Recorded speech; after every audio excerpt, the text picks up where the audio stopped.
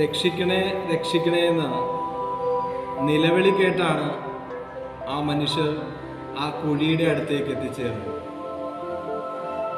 ആ കുഴിയിൽ ആ അഗാധ ഗർത്തത്തിൽ അകപ്പെട്ടുപോയ ആ മനുഷ്യനെ അവർ രക്ഷിച്ച് ആ കുഴിയുടെ പുറത്തേക്ക് എടുക്കുമ്പോഴേക്കും അയാൾ അവർക്ക് നന്ദി പറയുകയാണ്. യേശുവിൽ പ്രിയരെ, നാളെ നമ്മളേവരും ഓശാന ഞായറാഴ്ച കർത്താവിൻ്റെ രാജകീയമായ ജെറുസലേം ദേവാലയത്തിലേക്കുള്ള പ്രവേശനത്തെ നാളെ നമ്മൾ വിചിന്തനം ചെയ്യുമ്പോഴേക്കും, നമ്മൾ കൂടുതൽ തീക്ഷ്ണതയോടെ ദൈവസന്നിധിയിൽ അണയുമ്പോഴേക്കും നമ്മൾ വിളിക്കുന്ന ഓശാനയുടെ അർത്ഥം എന്താണെന്ന് നമുക്കൊരിക്കൽ കൂടി വിചിന്തനം ചെയ്യാം. ദൈവമേ, ഞങ്ങൾ രക്ഷിക്കണേ എന്നാണ് ഓശാന ജൈവിളിയിലൂടെ നമ്മൾ ദൈവത്തോട് പറയുന്നത്. നമ്മളെ ദൈവം രക്ഷിച്ചിരിക്കുന്നത് എവിടെ നിന്നൊക്കെയാണ്? ഒന്ന്, പാപ അന്ധകാരത്തിൽ നിന്ന്. രണ്ട്, നമ്മുടെ ജീവിതത്തിൻ്റെ അഹന്തയിൽ നിന്ന്. മൂന്ന്, നമ്മുടെ ഗർവിൽ നിന്ന്. നാല്, നമ്മുടെ ജീവിതത്തിലെ നമ്മുടെ ശത്രുക്കളിൽ നിന്ന് പോലും ദൈവം നമ്മളെ സംരക്ഷിക്കും. പ്രിയമുള്ളവരെ, വളരെയധികം സന്തോഷത്തോടെ ആയിരിക്കണം നാളത്തെ ആ ഒരു പ്രദക്ഷിണത്തിൽ നമ്മൾ പങ്കെടുക്കേണ്ടത്.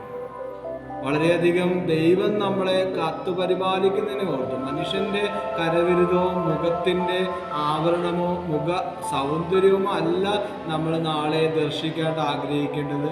ആൾക്കൂട്ടത്തെ അല്ല നമ്മൾ ദർശിക്കാനായിട്ട് ആഗ്രഹിക്കേണ്ടത്.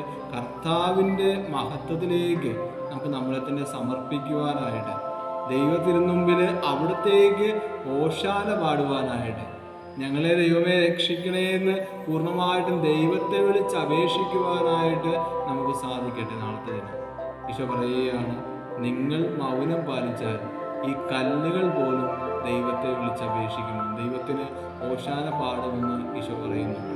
പ്രിയ സഹോദരങ്ങളെ, എബ്രായ സ്ത്രീകളും കുട്ടികളുമൊക്കെ വഴിവീതിയിൽ തങ്ങളുടെ വസ്ത്രങ്ങൾ വിരിച്ച് യേശുവിനെ സ്വീകരിച്ചതുപോലെ നമ്മുടെ ഹൃദയത്തിൽ നമ്മൾ പിടിച്ചിരിക്കുന്ന ചെറു ഓലകൾ പോലും നമ്മളോട് പറയുന്നത് എന്തോരം നിഷ്കളങ്കതയോടെയാണ് ആ ഓലകൾ കർത്താവിന് ഓശാന പാടുന്നത്. കർത്താവിനെ സ്വീകരിക്കുവാനായിട്ട് ഇരു ഓലകളും നമ്മൾ കുരുത്തോലകൾ വീശി കർത്താവിനെ സ്വീകരിക്കുമ്പോഴേക്കും വളരെയധികം അർത്ഥവത്തായൊരു കാര്യമാണ്. നിന്റെ ഹൃദയവും ഇതുപോലെ തന്നെ കർത്താവിൻ്റെ സന്നിധിയിൽ ഒരു നിഷ്കളങ്കത നീ കാത്തു സൂക്ഷിക്കണമെന്നാണ് ഈ ഓലകളും നമ്മളോട് പറയുന്നത്.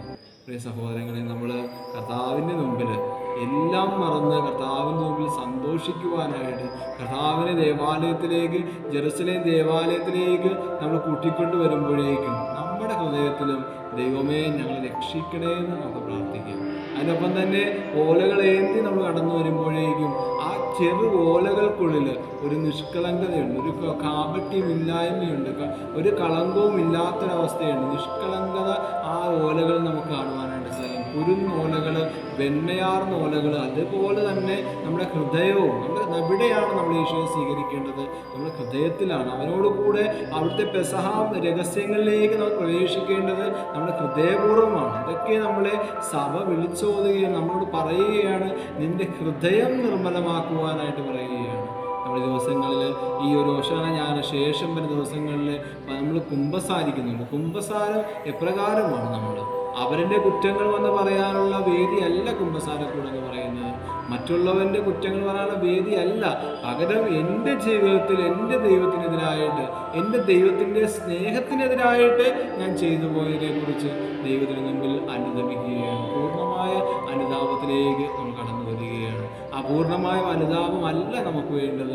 നമ്മൾ വരാൻ പോകുന്നതിനെ കുറിച്ചുള്ള പേടിയോടെ അല്ല കർത്താവിന്റെ സന്നിധിയിൽ നമ്മൾ കുമ്പസാരിക്കേണ്ടത്. പക്ഷേ ദൈവസ്നേഹത്തെ പ്രതി കുമ്പസാരിക്കുവാനായിട്ട്, ദൈവത്തെ ഞാൻ മുറിവേൽപ്പിച്ചു എന്ന ചിന്തയോടെ, എന്ന ധ്യാനത്തോടെ, എന്ന വിചിന്തനത്തോടെ, എൻ്റെ കണ്ണുനീരോടുകൂടെ, എൻ്റെ ആത്മാവിൻ്റെ കണ്ണുനീരോടുകൂടെ ദൈവത്തെ ദൈവത്തിന് മുമ്പിൽ എൻ്റെ പാപങ്ങൾ ഇറക്കി വയ്ക്കുവാനായിട്ട് എനിക്ക് സാധിക്കുമെങ്കിൽ ഈ ദിനങ്ങൾ വളരെ പുണ്യപൂർണ്ണമായിട്ട് നമുക്ക് ജീവിക്കാനായിട്ട് സാധിക്കും.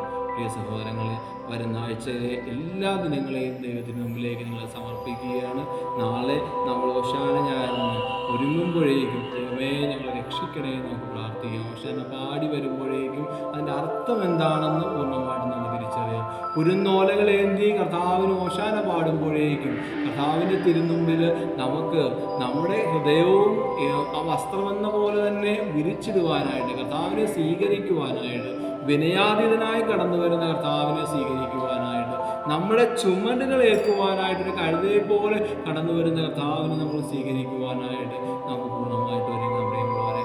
അവിടുന്ന് നമുക്ക് വേണ്ടി കുരിശിൽ രക്തം ചിന്തി മരിച്ചവനാണ്. പൂർണ്ണമായിട്ട് കർത്താവിൽ ആശ്രയിക്കാം. ദൈവം നിങ്ങളെ പരിപൂർണമായിട്ട് അനുഗ്രഹിക്കട്ടെ എന്ന് പ്രാർത്ഥിക്കുന്നു. പിതാവിൻ്റെയും പുത്രൻ്റെയും പരിശുദ്ധാത്മാവിൻ്റെയും നാമത്തിൽ